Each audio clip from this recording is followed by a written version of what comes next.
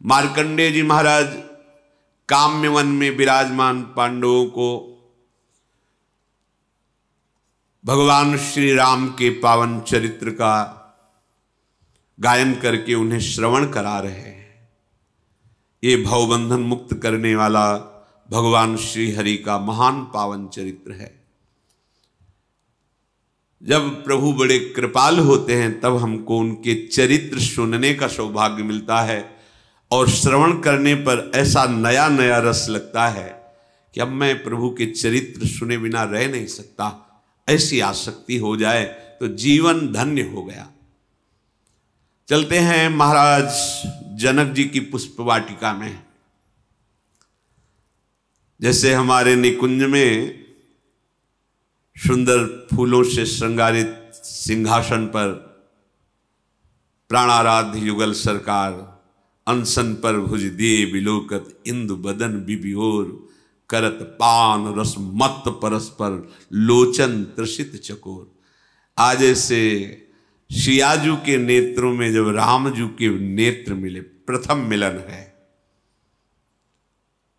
चंद्र चकोर की भांति, चकोरी जैसे चंद्रमा के रूप का पान करती है, ऐसे सियाजू के नेत्र और चकोर ऐसे लालजू के नेत्र सियाजू के मुख चंद्र की अद्भुत शोभा का पान कर रहे हैं।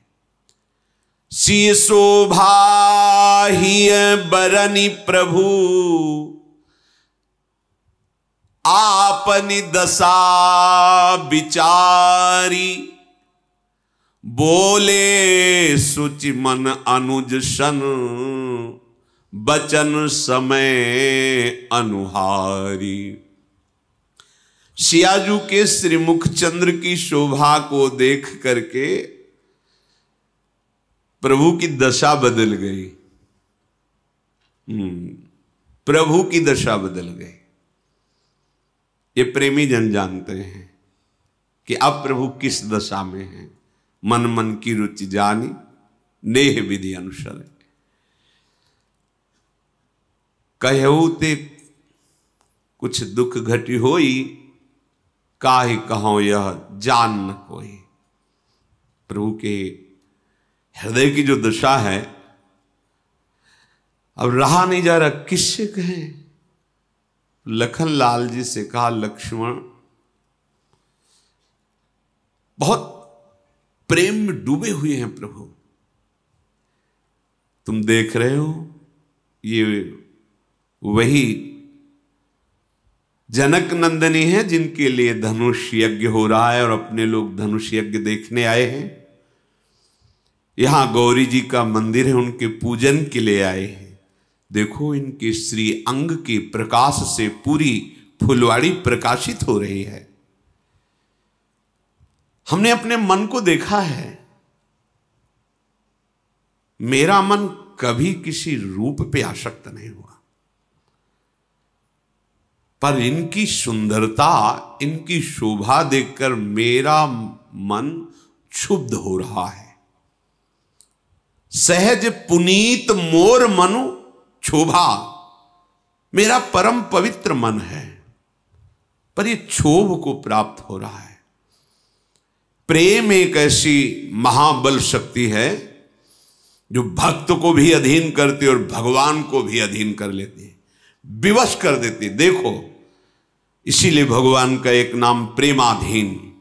प्रभु अपने मन की प्रेम दशा को देखकर कहते हैं कि मेरा परम पवित्र मन है, किसी सुंदरता किसी रूप को देखकर लुभायमान हो जाए असंभव। ऐसा क्यों हो रहा है? लक्ष्मण जी से कह, मेरा मन प्रेम विवश हो रहा है और मुझे शुभ शकुन दिखाई दे रहे, दाहिने अंग हमारे फड़क रहे। हमारे वंश का स्वभाव है रघुवंशिन कर सहज सुभाऊ, मन कुपंथ पगु धरई न काऊ, मोहि अतिशय प्रतीति मन केरी, जेहि सपने हूँ पर नारी नहेरी। मेरे वंश का जन्मजात स्वभाव है कि कोई कभी किसी पराई स्त्री को देखने की भी चाह नहीं करता, कुमार्गगामी मन नहीं हो सकता। और मैं अपने मन पर बहुत विश्वास करता हूं, जिसने आज तक कभी विपरीत संकल्प नहीं उठाया। पर आज क्या हो गया, आज ही जनक नंदिनी को देख करके मेरा मन प्रेमासक्त हो रहा है। विधाता जाने क्या है। लक्ष्मण जी से कह रहे हैं, संसार में ऐसे ज्यादा पुरुष नहीं होते जो युद्ध के अवसर पर कभी पीठ न दिखाएं, दरवाजे पर मांगने वाले को कभी विमुख न जाने दें और पराई स्त्री पर कभी आसक्त न हो। ऐसे ज्यादा पुरुष नहीं होते।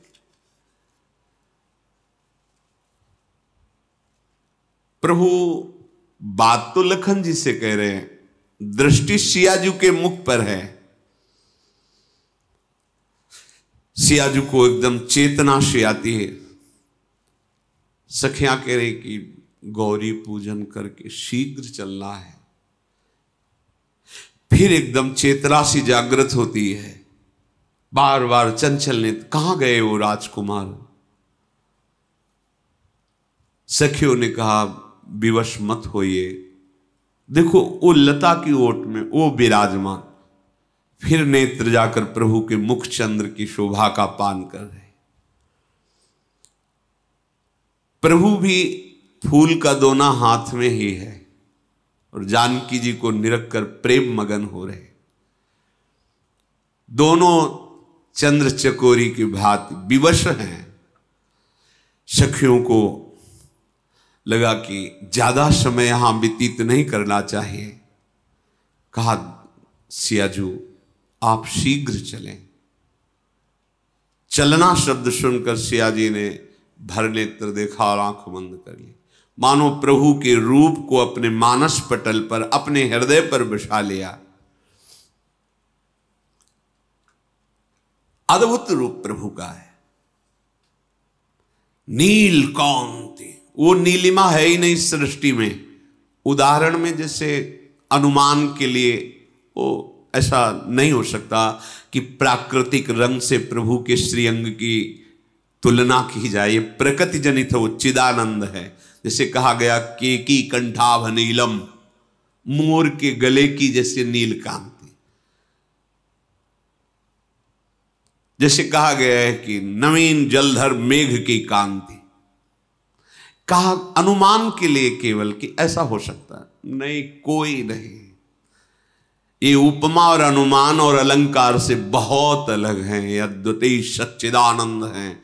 बिना प्रेम दृष्टि प्राप्त हुए, दिव्य दृष्टि प्राप्त हुए अद्भुत नीलकांति। गौरवर्ण लखनलाल जी पास में, अरविंदाक्ष, विशाल मनोहर, विशाल भयानक नहीं, मनोहर। कुछ कुछ अरुणिमा है नेत्रों में और प्रेम युक्त है। और मोर पंख माथे पर बांधे हुए हैं। मोर पंख सिर शोहत नीके, गुच्छ बीच बिच कुसुम कली के।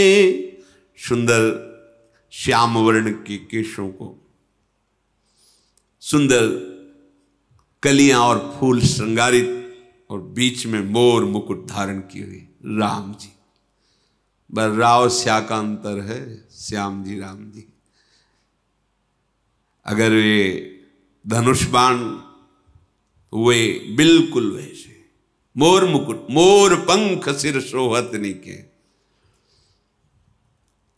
माथे पर तिलक और पसीने की बूंदे। महीना गहन का बहुत मेहनत वाला कार्य कर रहे हैं ना, फूल चुन रहे हैं। पसीना कैसे आ गया महाराज के, सोचने वाली बात है। अगहन के महीने में पसीना, जेठ बैसाख हो दोपहर का समय है भाई, जेठ वैशाख का है, थोड़ा श्रम युक्त कार्य कर रहे हैं तो पसीने की बूंदें आ गई। भाल तिलक श्रम बिंदु सुहा। ये श्रम बिंदु जानते हो काहे के हैं? जानकी जी के रूप को जब पान कर रहे तो माथे पे पसीना आ गया।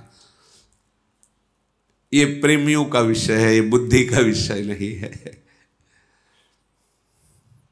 प्रेम की दशा में ये भी आता है, पसीना पसीना हो जाना, कंपायमान हो जाना, शरीर रूम रूम पुलकित हो जाना। सुंदर मकराकृत कुंडल, धनुष के समान टेढ़ी भौहें, रत्नारे नेत्र, ठोड़ी नाक गाल, बड़े ही सुंदर और मंद मुस्कुराहट, करोड़ कामदेव मूर्छित हो जाएं। और गंभीर स्वभाव, इधर मोर मुकुट वाले का रसीला स्वभाव, टेढ़ी चाल, तिरछी चितवन, बाके बाके, इनका सब कुछ बाका। ये सीधे महाराज, बड़े गंभीर महाराज, नेत्र भी बहुत संभाल के उठाना, बिल्कुल एक एक चेष्टा बड़ी गंभीरता पूर्वक। हमारे जो लालजू महाराज है ना, छैल छबीली लाडली, छैल छबीले लाल, ये महाराज तो रस बरसाते रहते। उधर महाराज बहुत गंभीर, बहुत गंभीर। यही वही यहाँ वहां दो बालक देखा, मति भ्रम से दो दिखाई देते, एक ही है। वक्षा विशाल वक्षा स्थल, मणियों की माला, भुजाएं देखते ही बनती, अभयद भुज दंड मूल पीनन ससानुकूल, अपार बलशाली, अपने भक्तों की रक्षा करने वाली ये भुजाएं हैं। बल की सीमा है। प्रभु बाएं हाथ में दोना, दाहिने हाथ से पुष्प उतार रहे हैं। ऐसा सलोना रूप, पीतांबर अलग शोभा दे रहा है।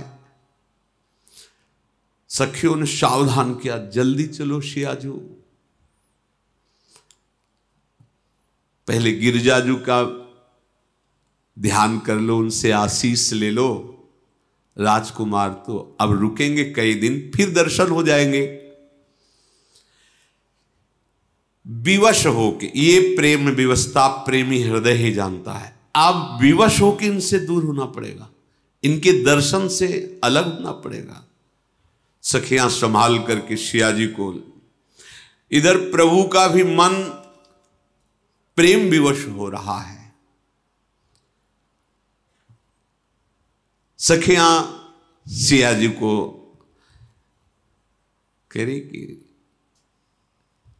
आप जिनको देख रहे हैं ना, जैसे देख रहे हैं ना, हम सब सखियां समझ रही। सियाजी से सखियां सब समझती, हम समझ रही पर देर हो गई है।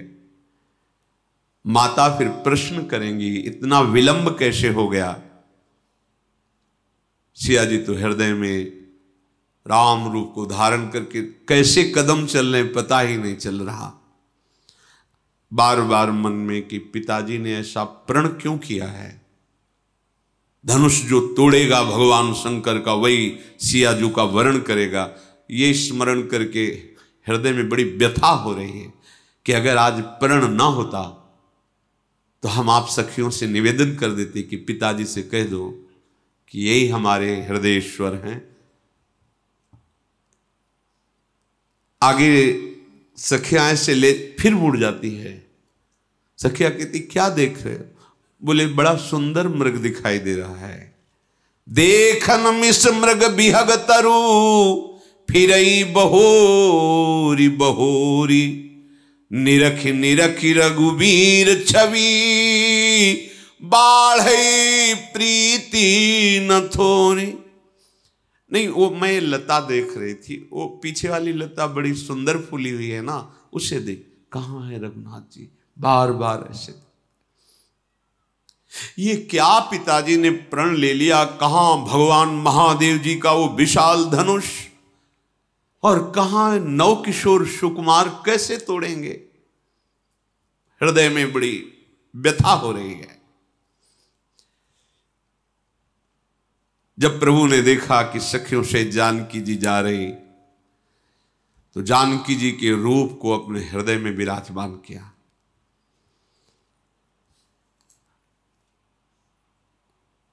इतना सुंदर रूप लक्ष्मण, त्रिभुवन में कोई इतना सुंदर नहीं जितनी जानकी जी सुंदर है।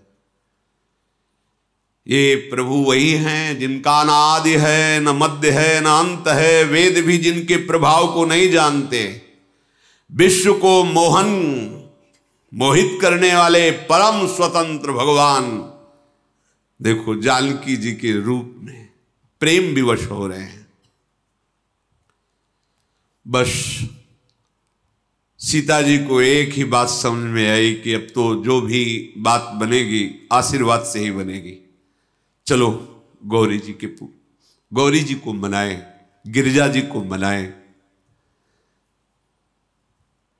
पास गई, विवश होकर के बैठ गए और कहा कि आज तक जिसने आपसे मांगा मां, कभी कोई विमुख नहीं गया, क्योंकि आप मां हो।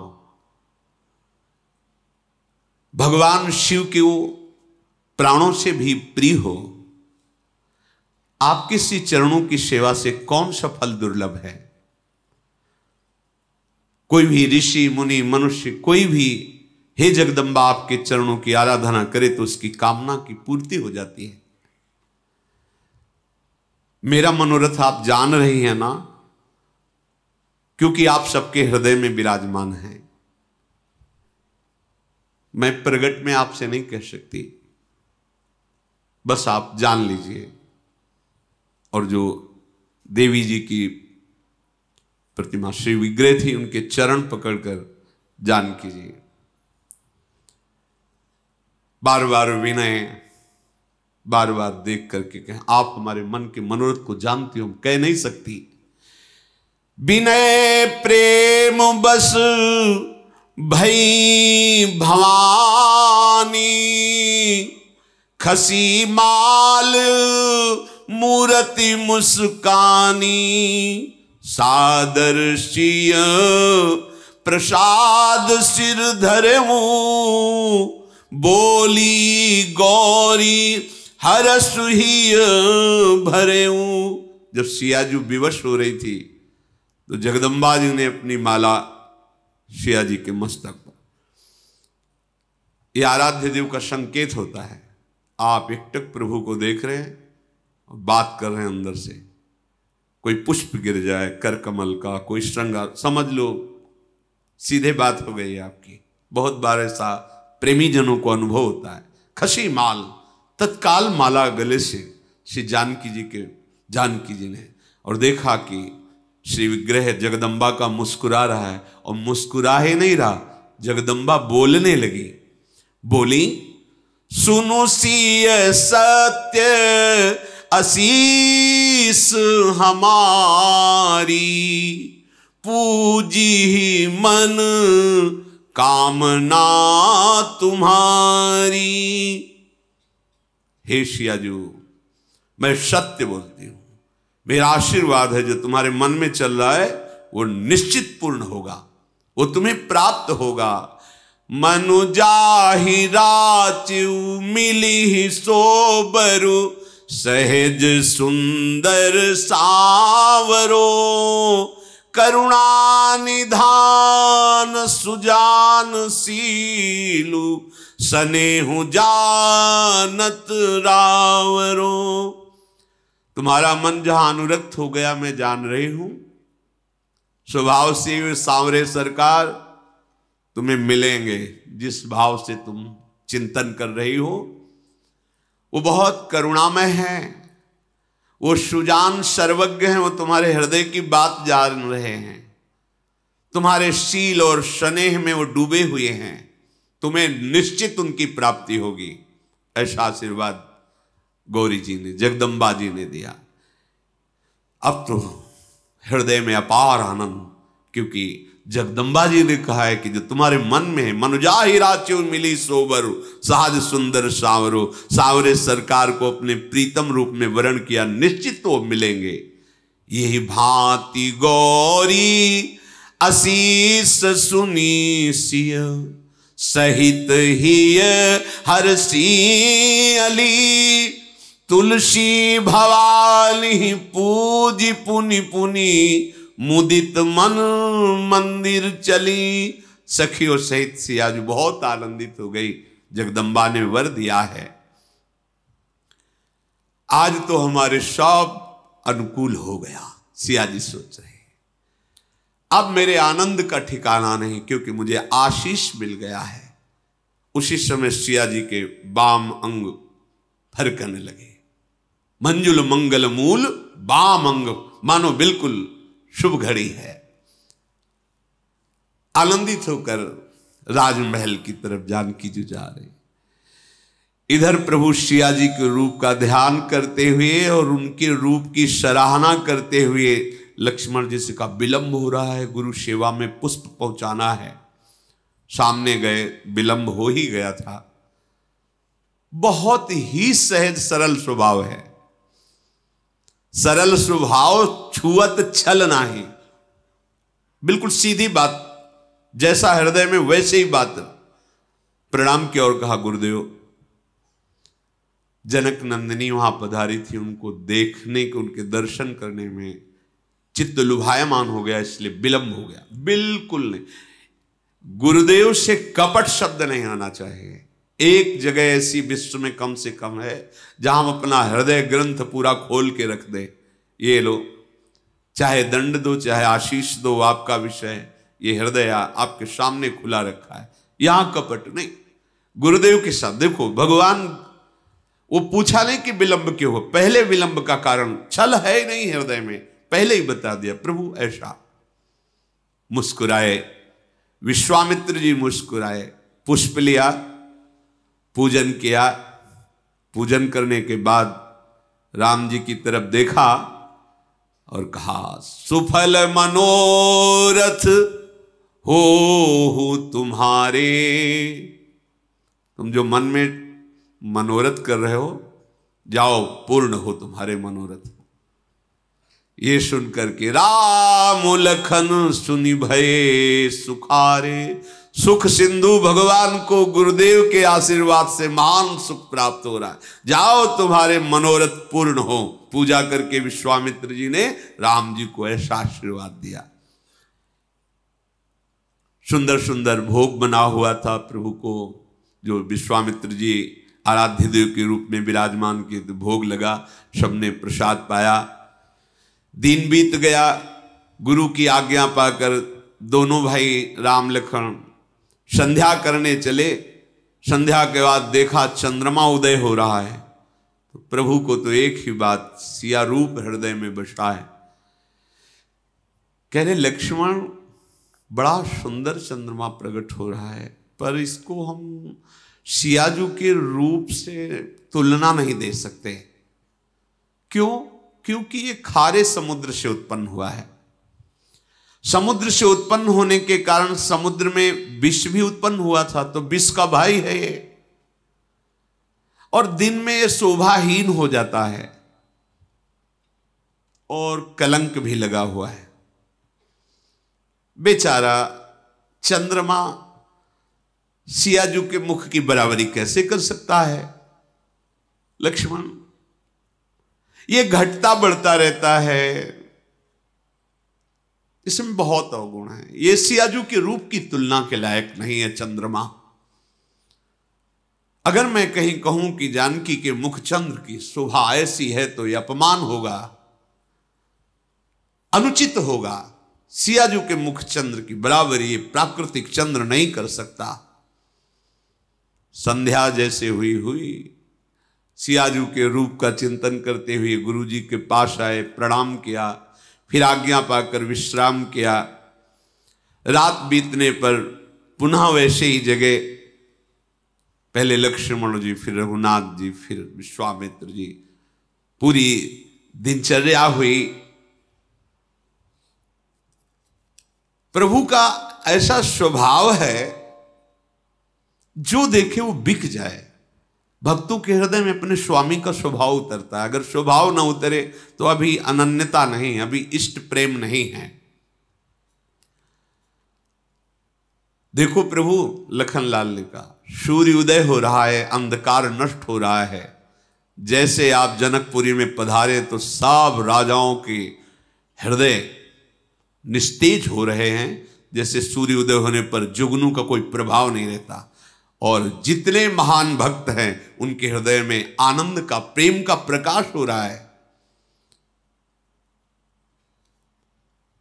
चर्चा हो रही थी कि सदानंद जी महाराज पधारे, विश्वामित्र जी को प्रणाम किया और कहा, महाराज आज धनुष यज्ञ में आप पधारिए। आज वो तिथि है जो धनुष यज्ञ पूर्ण होगा। आप ऋषि समूह के सहित धनुष यज्ञ में पधार। सदानंद जी की बात सुनकर के प्रभु श्री राम लक्ष्मण से कहा, जनक जी का बुलावा आया है, चलते हैं। धनुष यज्ञ की शोभा देखते हैं भगवान किसको ये बड़ाई देते हैं। लक्ष्मण जी ने कहा, गुरुदेव जिस पर आपकी कृपा दृष्टि बढ़ाई उसी को प्राप्त होगी, हमें कोई संशय इस विषय पर नहीं है। आप जिस पर करुणा करके देख लें, बड़ाई उसी को प्राप्त होगी। ये बात सुनकर विश्वामित्र जी प्रसन्न हुए, मुस्कुराए। रघुनाथ जी, लखनलाल जी, बहुत से ऋषि, विश्वामित्र जी धनुष यज्ञशाला की तरफ चले। जेव ही ये सूचना फैली, शोभा सिंधु दोनों राजकुमार पधार रहे हैं रंगमंच पर। नगर वासियों की भीड़ उमड़ पड़ी। बालक, जवान, बूढ़े, स्त्री, पुरुष सब काम काज छोड़कर दौड़े प्रभु के दर्शन के लिए। जनक जी ने देखा बड़ी भीड़ हो रही है। विश्वास पात्र निजी सैनिकों, सेवकों को आदेश किया कि उनको विक्षेप न पड़ने पावे, ऋषियों सहित सम्मान के साथ मंच पर लाओ। सेवकों ने जाकर बड़ा मधुर व्यवहार करते हुए प्रजा को रोक रहे हैं। प्रभु के समीप जाने, दूर से दर्शन कर लीजिए सबको। प्रभु जे ही मंच पर पधारे तो जितने बलवान कुटिल हृदय वाले राजा थे घबरा गए। देखते ही प्रभु को घबरा गए। वहां ऐसी व्यवस्था की गई थी कि ऋषियों का सर्वोच्च आसन, फिर राजाओं का, फिर मंत्रियों का, प्रजा का, ऐसा, और सब आराम पूर्वक बैठ सके यथा योग्य स्थान। जो नगर के जन है उनको लग रहा है मूर्तिमान सुंदरता आ रही है। सांवला गौर, गुण के समुद्र, शोभा बरस रही है। प्रभु जिधर देखते हैं ऐसा लगता है श्रृंगार रस बरस रहा है। समस्त राजागण चंद्रमा के साथ जैसे तारे प्रकाशित होते हैं ऐसे लगने लगे। भगवान चंद्रमा की तरह प्रकाशित, और जो राजागण तारगणों के समान। सभा में प्रवेश करते जिसकी जैसी भावना थी वैसा प्रभु दिखाई दे रहे। प्रभु कैसे? बोले तुम्हारी भावना जैसी वैसे। जिनके रही भावना जैसी, प्रभु मूर्ति देखी तिन तैसी। जो दुष्ट राजा थे उनको दिखाई दिया कि महान रणधीर वीर रस मूर्तिमान होकर आ रहा है। प्रभु जब चलते हैं, चूंकि सेवा में है, इसलिए दाहिने हाथ पर बाण और बाएं हाथ पर धनुष, सिंहवत चाल। अखिल लोक के स्वामी हैं। घबरा गए देखकर। सबको विश्वास हो रहा है कि यही धनुष तोड़ेंगे। कुटिल राजा हृदय में जल रहे। देखो कुटिलता का प्रभाव, आनंद समुद्र को देख के जल रहे हैं। प्रभु को देख करके उनके हृदय में जलन पैदा हो रही। इसीलिए बिना भक्ति के हृदय आनंदित नहीं हो सकता। सामने प्रभु हो तो भी। देखो देखो ना, प्रभु सामने हैं और वो जल रहे हैं। जो वहां राक्षस लोग राजाओं का वेश धर करके आए थे कि धनुष तोड़ेंगे, जानकी को ले जाएंगे, उन्होंने देखा कि मूर्तिमान प्रचंड काल पधार रहा है। काल। नगरवासियों ने देखा कि ये दोनों तो रूप समुद्र नेत्रों को सुख पहुंचाने वाले आ रहे हैं। जो 9 युवतियां हैं वो अपने अपने भाव के अनुसार देख रही, मानो श्रृंगार रस ही मूर्तिमान होकर पधार रहा है। जो बड़े ज्ञानी जन बैठे थे, ज्ञानियों की सभा है राजा जनक की, वो साक्षात देख रहे हैं परम तत्व पधार रहा है। विद्वान जन पुराणवेत्ता देख रहे हैं कि विराट रूप भगवान पधार रहे हैं। कुटुंबी जन देख रहे हैं बहुत प्रिय आ रहे हैं, जैसे परिवार के जन ऐसे जो उनको लग रहा है बहुत प्यारा बालक है, बहुत नवकिशोर ऐसा दिखाई दे रहा है। और जो जनक जी और उनकी रानियां और उनकी सेवा में जो हैं वो बिल्कुल ऐसा देख रहे जैसे मेरा बच्चा पधार रहा है प्रभु को, मेरा बेटा पधार रहा है, ऐसा एकदम वात्सल्य। जो वहां योगी जन विराजमान हैं उनको शांत शुद्ध सम स्वता प्रकाश परम तत्व का बोध हो रहा है। जो हरिभक्त विराजमान देख रहे आराध्य देव भगवान पधार रहे हैं।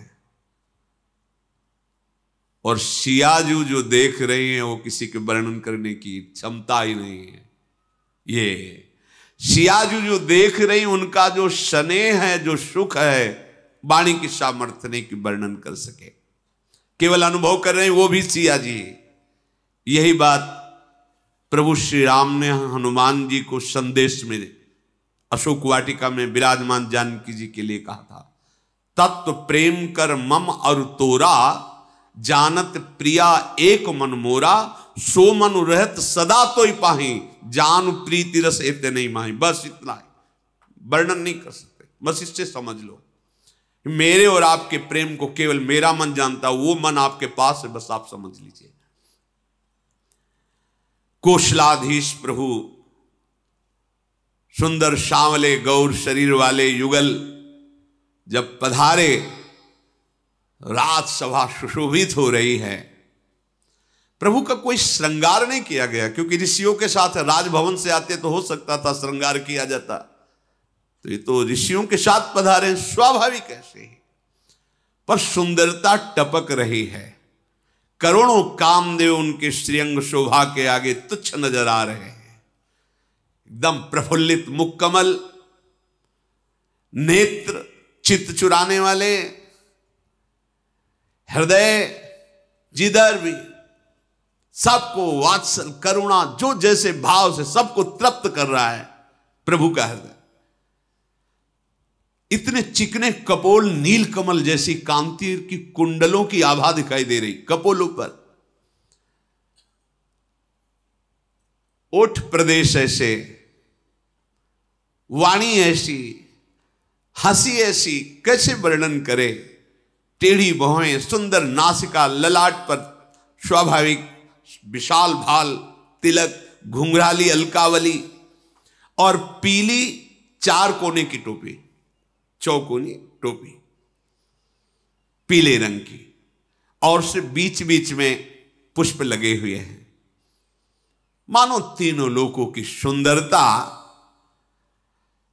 अगर एकत्रित की जाए तो भी तुलना नहीं की जा सकती। असीम सौंदर्य, हृदय पर गुंज गज मुक्ताओं की सुंदर, तुलसी की ये मालाएं, विशाल कंधे, खड़े होने की सिंहवत ऐंठ,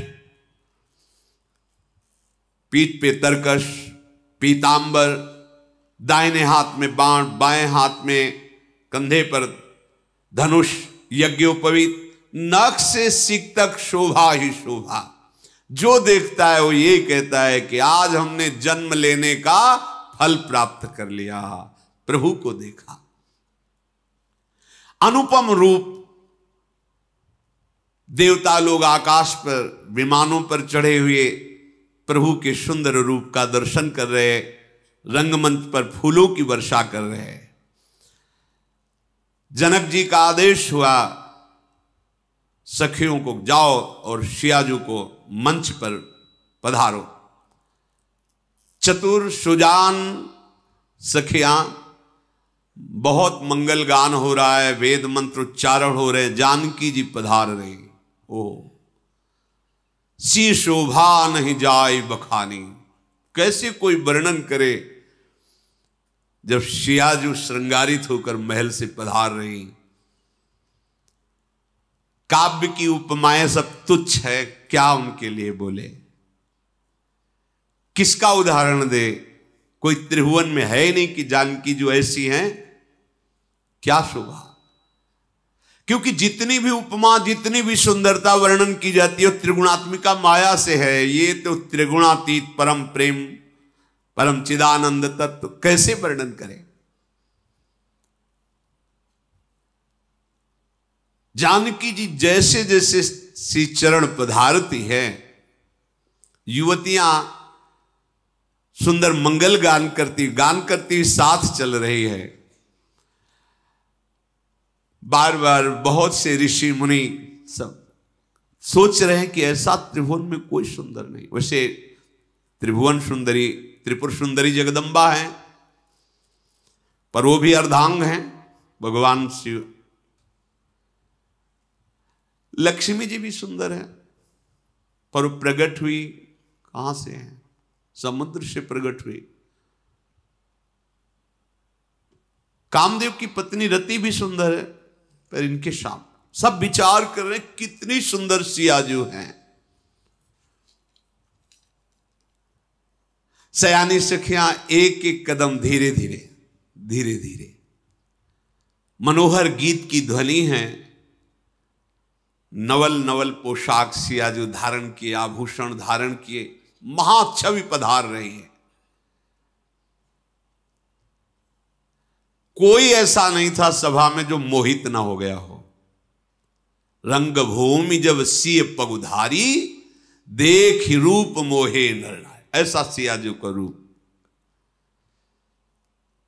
जैसे ही रंगमंच पर श्री चरण पधारे, दुंदुभियां बजने लगी, वाद्य बजने लगे, पुष्पों की वर्षा की गई।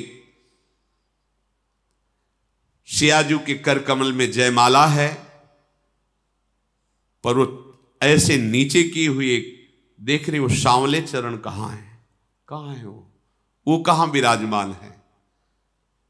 अचानक ऊंचे मंच पर दृष्टि पड़ी चरणों पे, तब नेत्र उठाए और देखा विश्वामित्र जी के समीप प्रभु विराजमान। तत्काल अपने नेत्रों को वश में किया और नीचे किया, क्योंकि सभा देख रही सब जानकी जी को, और जानकी जी ने राम रूप को देख तत्काल नेत्र नीचे किए। गुरुजनों की लाज, सभा की लाज, फिर अपने सखियों की तरफ देखने लगी। जानकी जी हृदय से विवश हो गई और विधाता से कहती है कि ये अजगौ बहुत हल्का हो जाए, आप ऐसी कृपा कर दो। हे प्रभु, हे विधाता, ये जो धनुष है ना, ये हल्का हो जाए जब राम जी उठावें, और जब ये राजा लोग उठावे तो भारी हो जाए। जानकी जी मन में विचार कर रहे हैं। और जितने जनकपुर के जन हैं वो सब कह रहे हैं कि कहे तो जाते हैं बड़े ज्ञानी जनक जी, पर मुझे तो अब लगता है कि इन्होंने मूढ़ता धारण कर ली। अरे इतना सुंदर वर है, इसके लिए प्रतिज्ञा करने की क्या जरूरत थी, सीधे ब्याह कर देना चाहिए जानकी जी का राम जी से। ये धनुष तोड़ने की बीच में बात क्यों रखी। नगर के जो जन हैं वो अंदर ही अंदर, भला जनक जी को कौन भला कहेगा, इनको कौन ज्ञानी कहेगा। इतना सुयोग्य सुंदर वर और उसके बीच में प्रतिज्ञा।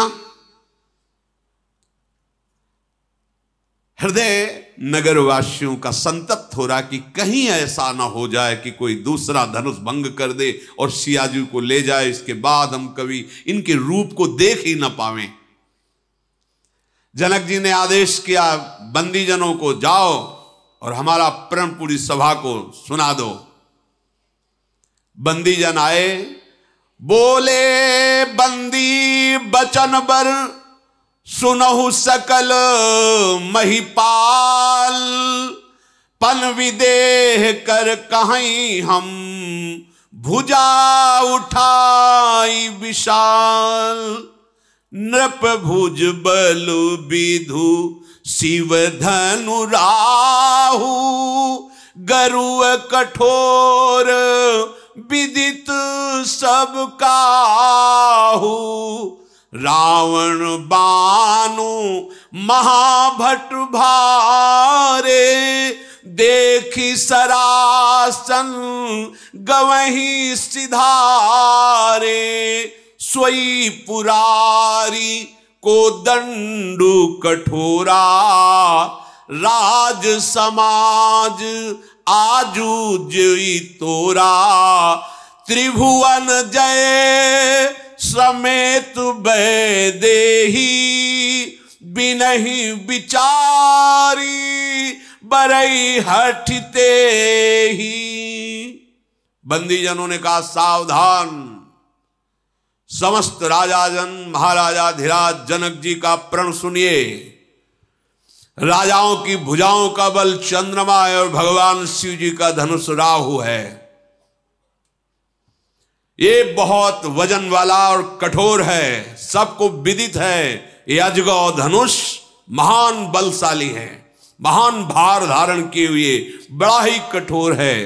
योद्धाओं में सूरवीर रावण और बाणासुर ने प्रणाम करके केवल चाहे उठाने की हिम्मत नहीं रही। दूसरों की हिम्मत अब देखने को मिलेगी।